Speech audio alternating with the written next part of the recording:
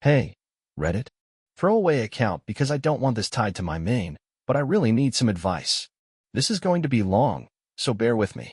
I'm still trying to process everything that happened. A little background before I get into it. My name's Mike, I'm 34, and my wife Sarah, 33, and I have been married for 6 years. We've been together for 9 years total, and up until now, I thought we had a pretty solid relationship. Sure, like any couple, we've had our ups and downs. But we always found a way to work things out, or so I thought. We've got a 3-year-old son named Noah, and I've always felt like our little family was the best thing that ever happened to me. Sarah and I met at a mutual friend's wedding. She was the maid of honor, and I was a groomsman. It sounds cliché, but it really was love at first sight for me. She was smart, funny, and had this incredible laugh that could light up a room. We hit it off immediately, and the rest is history. Or so I thought. For the past few months, though, things haven't felt quite right. Sarah's been distant.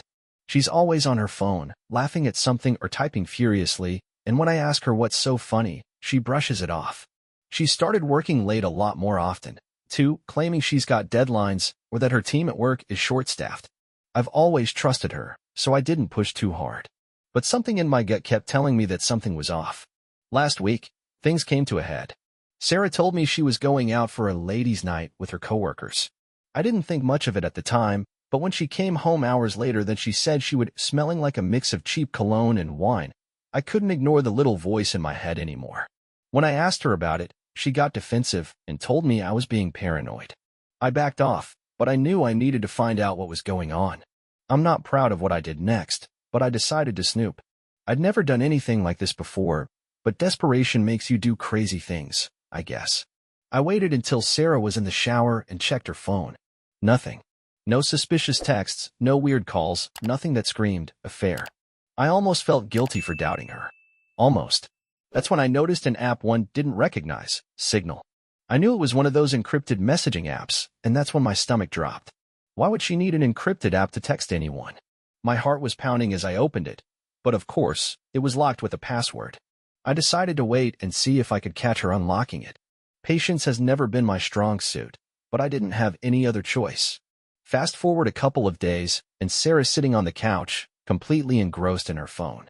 I casually sat down next to her, pretending to watch TV, but really, I was watching her out of the corner of my eye.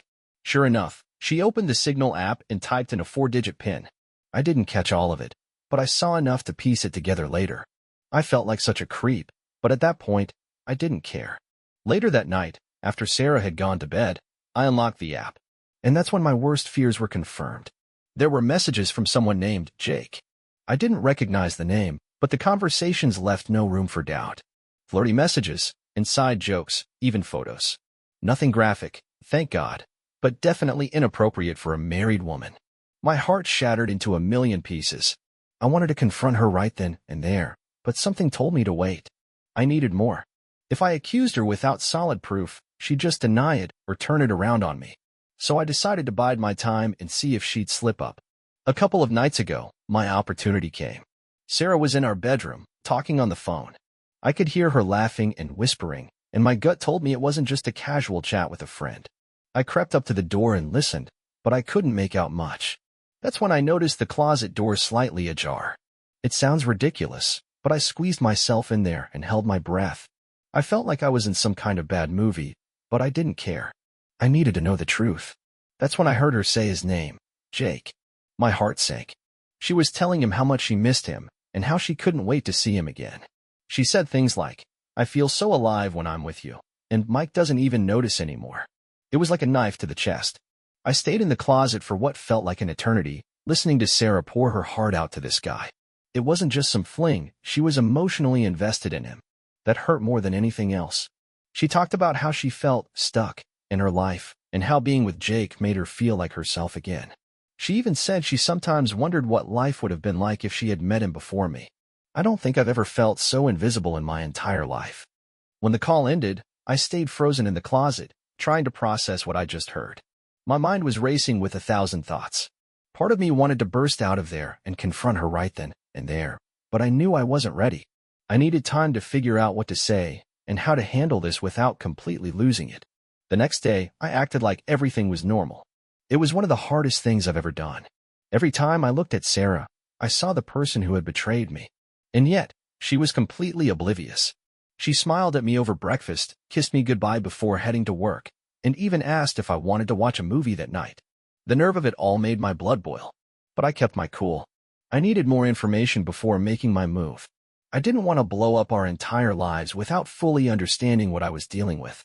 So, I started paying closer attention to her routine. I noticed she always seemed to have a reason to stay late at work on Tuesdays and Thursdays. I also caught her sneaking out of the house on Saturday afternoons, claiming she needed alone time to go shopping or get a coffee. It didn't take a genius to figure out these were the times she was meeting up with Jake. I couldn't handle the uncertainty anymore, so I did something I never thought I'd do. I hired a private investigator. It felt extreme, but I wanted the truth, and I didn't trust myself to get it without losing my mind. The investigator, a guy named Dan, was professional and discreet. He told me he'd start tailing Sarah immediately and would keep me updated. For the next few days, I was a wreck. Every time my phone buzzed, I half expected it to be Dan with news I didn't want to hear. And then, on Thursday, he called me. He said he'd followed Sarah after work and watched her meet up with a man at a restaurant downtown. They were holding hands, laughing, and acting like a couple. My stomach turned as he described how they left the restaurant together and drove to a motel on the outskirts of town. I felt like the floor had been ripped out from under me. It was one thing to suspect she was cheating. It was another to have confirmation. I asked Dan to send me the photos he'd taken, and when I opened them, there they were, Sarah and Jake, smiling and holding hands like they didn't have a care in the world. That night, I couldn't even look at Sarah. I told her I had a headache and went to bed early, but really, I just needed to be alone. I stared at those photos for hours, trying to make sense of it all. How could she do this to me? To Noah? To the life we'd built together? I felt like I didn't even know the woman I'd married. I still didn't know how or when I was going to confront her, but I knew I couldn't keep pretending everything was fine. The next step was coming soon. The night after I got the photos from Dan, I finally hit my breaking point. I couldn't eat, I couldn't sleep, and every time I looked at Sarah, I felt this unbearable mixture of anger, betrayal, and sadness. I knew I couldn't keep this bottled up any longer. I had to confront her, but I wanted to make sure I had the upper hand. So, I planned it out. I set up a recording device in the living room, hidden behind some books on the shelf. I figured if I could get Sarah to admit everything, I'd have undeniable proof of what she'd done. Not that I planned to drag her through court or anything, I just needed her to stop lying to my face. That evening, after Noah was asleep, I told Sarah we needed to talk. She looked a little nervous, but mostly confused. "What's wrong?" she asked, her voice full of fake concern. It took everything in me not to snap right then and there, but I kept my cool. "Sarah," I said, "I know something's going on. I need you to be honest with me." She frowned and shook her head. "What are you talking about, Mike? You've been acting weird lately. Are you okay?" I almost laughed at the audacity of her playing the victim. "Don't do that," I said. "Don't make this about me. I'm talking about you. About Jake." Her face went pale. For a moment, she just stared at me like she couldn't believe I'd said his name. Then, she tried to recover. "I don't know what you're talking about," she said, her voice shaky. "Who's Jake?" That's when I pulled out my phone and opened the folder of photos Dan had sent me. I placed it on the coffee table between us and slid it toward her. "Don't lie to me, Sarah," I said. "I know everything." She didn't even look at the photos. Her eyes filled with tears, and she buried her face in her hands. "Oh my God," she whispered. "Mike, I'm so sorry. I didn't say anything. I just sat there, waiting for her to continue." Eventually, she looked up at me, her face streaked with tears. "I never wanted you to find out like this," she said. "I didn't mean for any of this to happen." "Then why did it?" I asked, my voice breaking. "Why, Sarah? We have a life together. We have a son. How could you do this to us?" She started crying harder. "I don't know," she said. "I've been so unhappy, Mike. I felt like we were just going through the motions, like you didn't even see me anymore. And then Jake came along, and he made me feel alive again. Like I mattered." Her words hit me like a punch to the gut. "So what?" I said. "You decided that cheating on me was the solution? That tearing apart our family was the answer?" "I didn't plan this," she said. "It just happened. I swear, I never meant to hurt you." I could feel my anger bubbling to the surface. "You didn't mean to hurt me?" I said. "You lied to me, Sarah. Over and over again. Do you even realize what you've done? To me? To Noah?" At the mention of our son, She broke down completely, sobbing into her hands. "I've been such a terrible person," she said. "I don't deserve you. I don't deserve any of this." For a moment, I almost felt sorry for her. But then I remembered the photos, the messages, the nights she'd come home smelling like cheap cologne. "You're right about one thing," I said. "You don't deserve this." She begged me to forgive her, saying she'd do whatever it took to make things right. But I wasn't ready to give her an answer. I told her I needed time to think and went to the guest room to sleep. The truth was, I didn't know if there was any coming back from this. The night I slept in the guest room was the longest night of my life.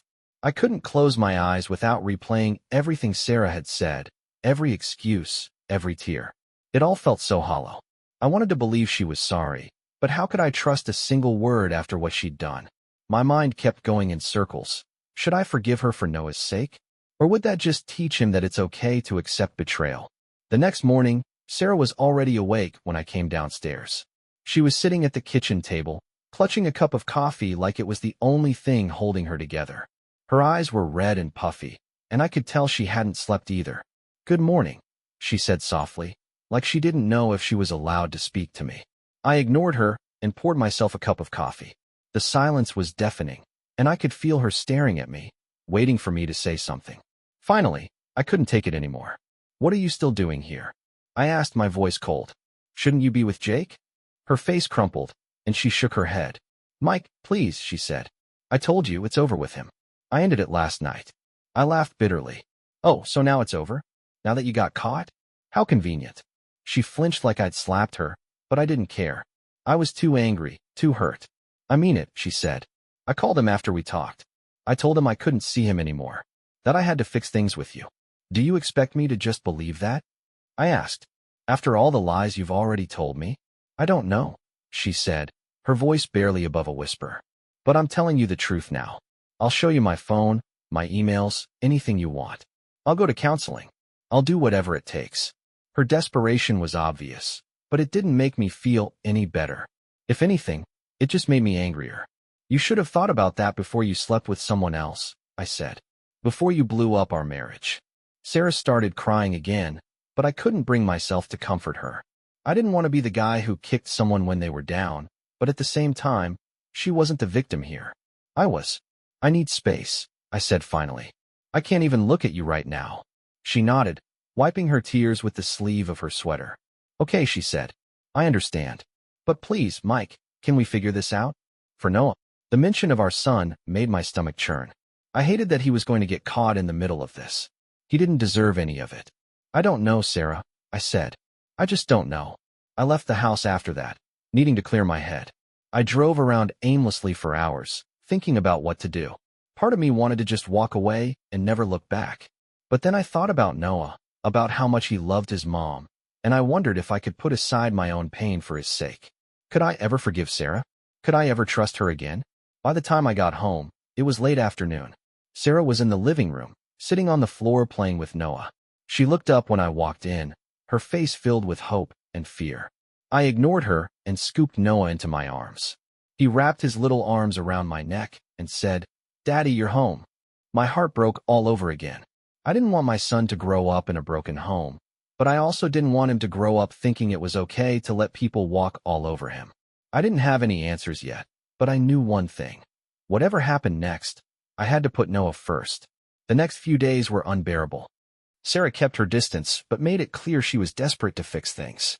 She tried to act normal around Noah, but I could see the guilt eating away at her. She cooked dinner, cleaned the house, and even offered to take over my usual chores, like she thought doing these little things could erase what had happened. It only made me feel worse. I, on the other hand, was a mess. I couldn't focus at work, and every time I came home, the weight of Sarah's betrayal hit me all over again. I wanted answers. I wanted to understand how she could throw away everything we'd built for some guy who was nothing more than a fantasy. One night, after Noah had gone to bed, I decided it was time to get those answers. I found Sarah in the living room, scrolling aimlessly on her phone. She looked up when I walked in, her expression a mix of hope and dread. "Can we talk?" I asked, keeping my voice calm even though my insides were churning. "Of course," she said quickly, setting her phone down. "Anything you want." I sat across from her and took a deep breath. "I need to know everything," I said. "From the beginning." No lies, no excuses. Just tell me the truth. Sarah nodded, her hands trembling in her lap. Okay, she said. I'll tell you everything. She started from the beginning, explaining how she met Jake at work. He was a consultant brought in to help with a project, and they'd started talking during breaks. At first, it was innocent, just small talk about work, family, and life. But then, she said, he started complimenting her, telling her she was smart and beautiful and funny. She felt flattered, especially since she'd been feeling invisible at home. I didn't mean for it to go any further, she said, her voice cracking. But I liked the attention. I liked feeling wanted. I clenched my fists, struggling to keep my anger in check. So, what? You just decided that wasn't enough, and you had to sleep with him. No, she said quickly. It didn't start like that. We started texting, and things got more flirty. I told myself it was harmless, but deep down, I knew it wasn't. And then, one night after work, he asked me to grab a drink. I should have said no, but I didn't. Her voice broke, and she buried her face in her hands. I don't even know how it happened, Mike. 1 minute, we were talking, and the next. I don't know. I was weak. I was selfish. And I hate myself for it. I didn't say anything, letting her sit with the weight of her own words. After a few moments, she looked up at me, her face streaked with tears. It only happened a few times, she said. I swear, it wasn't serious. It wasn't about him. It was about me. I felt so lost, and I was looking for something to fill that void. I shook my head, disgusted. You didn't think about me? About Noah? About what this would do to us? I did, she said. Every single day. That's why I ended it. I knew it was wrong, and I couldn't keep living like that. I laughed bitterly. You ended it? Before or after I caught you? She flinched. Before, she said quietly. I swear, Mike. That's why I was on the phone with him the other night. I was telling him it was over. I didn't know if I believed her. At this point, I didn't know if I believed anything she said. Why didn't you tell me then? I asked. Why not come clean and try to fix things instead of waiting for me to find out? I was scared, she admitted. I knew I'd hurt you, and I didn't know how to face you. I thought if I could just move on and be a better wife, maybe it would be okay. Well, it's not okay, I said, my voice rising. It's never going to be okay, Sarah. You destroyed my trust, and I don't know if I can ever get it back. She didn't say anything, just sat there sobbing. Part of me felt guilty for being so harsh, but another part of me felt like she deserved every ounce of pain she was feeling. She brought this on herself. I don't know what's going to happen next, I said finally, but I need time to figure it out. And until then, I think you should stay with your parents. Her eyes widened. Mike, please, she said. Don't make me leave. I'll sleep in the guest room. I'll give you all the space you need. Just don't take me away from Noah. I sighed, running a hand through my hair. I hated the idea of disrupting Noah's life even more than it already had been, but I also couldn't stand being under the same roof as Sarah. Fine, I said. You can stay. But don't expect things to go back to normal. Not now. Maybe not ever. She nodded, her tears falling silently. Thank you, she said. I'll do whatever it takes, Mike. I mean that. I didn't respond. I just got up and walked out of the room, leaving her alone with her guilt. The next few days were tense. Sarah kept her word and stayed out of my way, but the atmosphere in the house was unbearable. Every interaction felt forced, and even Noah picked up on it. He started asking questions like, why are you and Mommy so quiet? And why don't we all eat dinner together anymore? It broke my heart, but I didn't know how to shield him from the fallout of Sarah's choices. Sarah, to her credit, made every effort to prove she was serious about fixing things. She started looking up therapists and even scheduled an appointment for couples counseling, though she made it clear she'd go alone if I wasn't ready to join her. She also gave me full access to her phone, email, and social media accounts. It felt like a step in the right direction, but I couldn't help wondering if it was just damage control. One evening, I got a call from Dan, the private investigator. I hadn't asked him to keep watching Sarah after I confronted her, but he'd been keeping an eye on Jake. I thought you'd want to know, he said. Jake's been telling people at work that Sarah's still in contact with him. My stomach dropped. What? I said. She swore it was over. I thought you should hear it from me, Dan said. I can dig deeper if you want. I told him to hold off for now. If Sarah was lying to me again, I wanted to catch her myself. That night, I waited until she was asleep and checked her phone. Nothing. No calls, no messages, no emails. For a moment, I felt a glimmer of hope. Maybe she really was trying to make things right. But then I noticed something strange. Her call history showed a number she'd dialed several times, but it wasn't saved under a name. My gut told me it was Jake. I copied the number and decided to call it the next day when I could think more clearly. The following afternoon, I dialed the number while sitting in my car during lunch. My heart was racing as I waited for someone to pick up.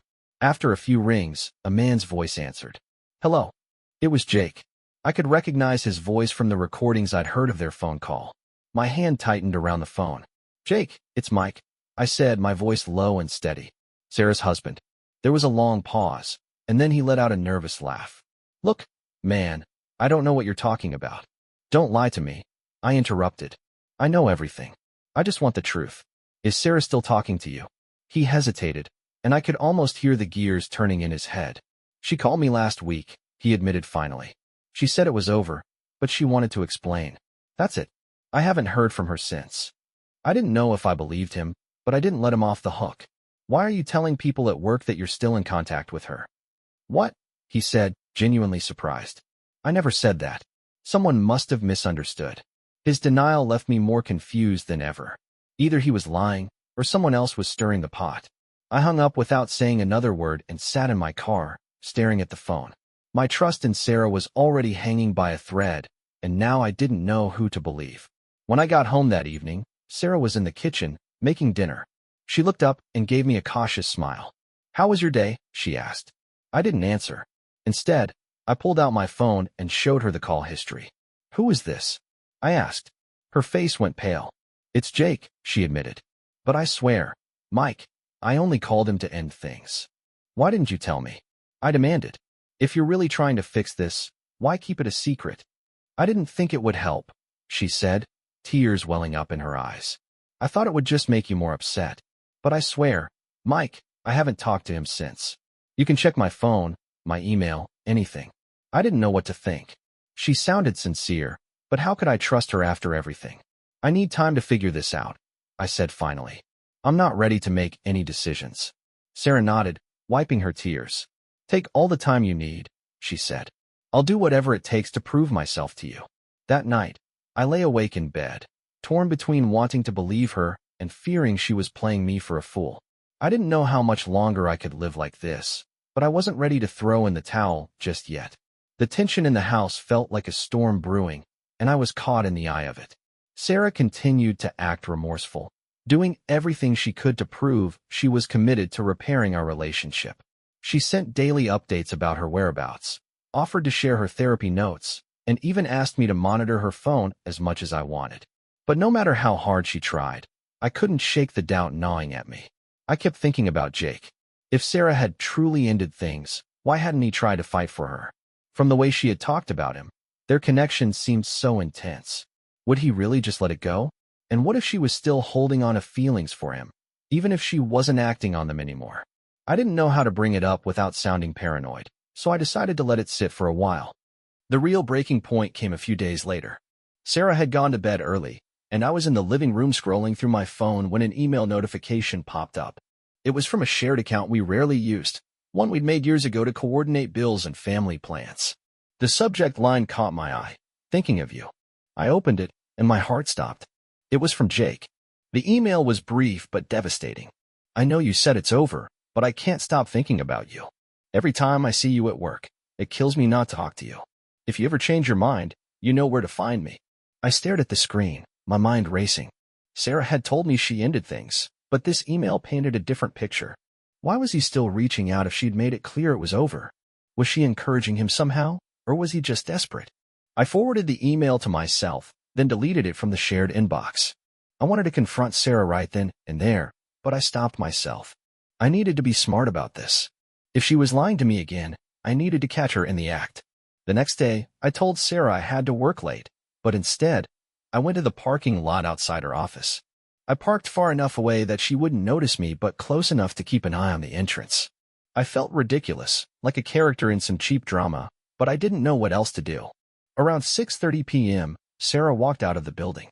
She wasn't alone. Jake was with her. I clenched the steering wheel so hard my knuckles turned white. They were walking side by side, not touching, but their body language was casual, too casual for two people who were supposed to have ended things. They stopped near her car, and I saw Jake lean in to say something. Sarah shook her head and crossed her arms, but she didn't walk away. They stood there talking for several minutes before Jake finally stepped back and walked toward his car. I waited until Sarah drove off before following her home. When I walked through the door, she was in the kitchen, making dinner like nothing had happened. I stood there for a moment, watching her, trying to decide how to approach this. Part of me wanted to scream, but another part of me wanted answers. "Who did you talk to after work today?" I asked, keeping my tone even. Sarah froze, her hand hovering over the cutting board. Slowly, she turned to face me. "What do you mean?" "I was outside your office," I said. "I saw you with Jake." Her face drained of color. "Mike, it's not what you think," she said quickly. "He followed me out of the building. I didn't want to talk to him, but he wouldn't leave me alone. And you just stood there?" I asked. "You didn't think to walk away or tell him to back off?" "I didn't want to cause a scene," she said. "I told him it was over, again. I swear, Mike, I'm trying to fix this." I pulled out my phone and opened the email Jake had sent. "Then why is he still sending you messages like this?" Her eyes widened as she read the email, and tears started streaming down her face. "I didn't ask him to send that," she said. "I haven't responded to him, Mike. Please, you have to believe me." I wanted to believe her, but my patience was wearing thin. "I can't keep doing this, Sarah," I said. "Every time I think we're moving forward, something else comes up. How am I supposed to trust you when he's still in the picture?" She collapsed into a chair, sobbing. "I don't know what else to do," she said. "I've done everything I can to end it. I blocked his number. I stopped talking to him, but he won't leave me alone. Please, Mike, I need you to believe me." I didn't respond. I just walked out of the room, leaving her alone with her tears. That night, I slept in the guest room again. As much as I wanted to believe Sarah, I couldn't ignore the feeling that something was still being hidden from me, and I wasn't sure how much longer I could hold on. The next morning, I woke up feeling like a stranger in my own life. Every step I took in the house felt heavier than the last. Sarah tried to talk to me, but I kept my responses short. I wasn't ready for another confrontation, not yet. I needed time to think, and more than that, I needed clarity. Later that day, I got a call from Dan, the private investigator. "Mike, I know you told me to hold off, but I've been keeping tabs on Jake," he said. "Something came up you might want to know about." "What is it?" I asked, bracing myself. "Jake's been telling a few of his coworkers that he's still seeing Sarah," Dan said. "I don't have hard proof, but he's been pretty vocal about it. If you want, I can dig deeper." I felt the air leave my lungs. Sarah had been adamant that she ended things, but if Jake was still talking like this, it didn't add up. "Do it," I said. "Find out everything you can." That evening, I confronted Sarah again. I showed her Jake's email one more time and asked her to explain why he'd still be reaching out if she'd truly cut him off. She swore she had no idea and that she'd done everything she could to make it clear it was over. "I even blocked him on my phone," she said. "What else can I do? Why is he telling people at work that you're still together?" I asked. "Are you lying to me, Sarah? Because if you are, this is your last chance to come clean." She started crying again, insisting she wasn't lying. "I can't control what he says," she said. "Maybe he's trying to stir up trouble because he's upset I ended things. But I promise, Mike, I'm done with him." I wanted to believe her, but I couldn't shake the feeling that there was more to the story. I decided to wait for Dan's findings before making any decisions. I needed the truth, no matter how painful it was. 2 days later, Dan called me with the results of his investigation. What he told me shattered any remaining hope I had. "Mike, I've got bad news," he said. "Jake's been bragging about meeting Sarah outside of work. I've got photos of them together last week in a parking lot. It's not damning. There's no physical contact, but the fact that they were meeting at all is suspicious." My heart sank. "Send me the photos," I said, my voice flat. When I opened the email from Dan, my worst fears were confirmed. The photos showed Sarah and Jake standing close together, talking in what looked like an intense conversation. It was the same night she'd told me she was working late. I waited until Sarah came home that evening before confronting her one final time. I laid the photos on the table and watched her face as she realized what they were. "What is this, Sarah?" I asked, my voice trembling with anger. "You told me it was over. You swore to me. But here you are, meeting him behind my back." She stared at the photos, her face pale. "Mike, it's not what it looks like," she said. "He cornered me in the parking lot. I didn't plan that meeting." I shook my head, laughing bitterly. "You expect me to believe that? After everything? I've given you chance after chance, and you've done nothing but lie to me." "I'm not lying," she cried. "I told him to leave me alone." I begged him to stop contacting me. You have to believe me. I can't, I said, my voice breaking. I can't do this anymore, Sarah. I don't trust you. I don't even know who you are anymore. Her tears flowed freely now, but I felt numb. What do you want me to do? She asked. I'll do anything, Mike. Just tell me what to do. I want you to leave, I said. Pack a bag and go to your parents' house. I need space, and I need time to figure out what's best for Noah. She stared at me, her face crumpling as the words sank in. Mike, please. Go, I said, my voice firm. We'll talk when I'm ready. But right now, I can't even look at you. Sarah packed a bag and left that night. Noah was asleep when she left, so she kissed him goodbye without waking him. When the door closed behind her, the silence in the house was deafening. For the first time in weeks, I felt a small sense of relief. It wasn't over, not by a long shot, but I finally had some breathing room to think. I didn't know what the future held for Sarah and me, but one thing was certain. Whatever happened next, I had to put Noah first.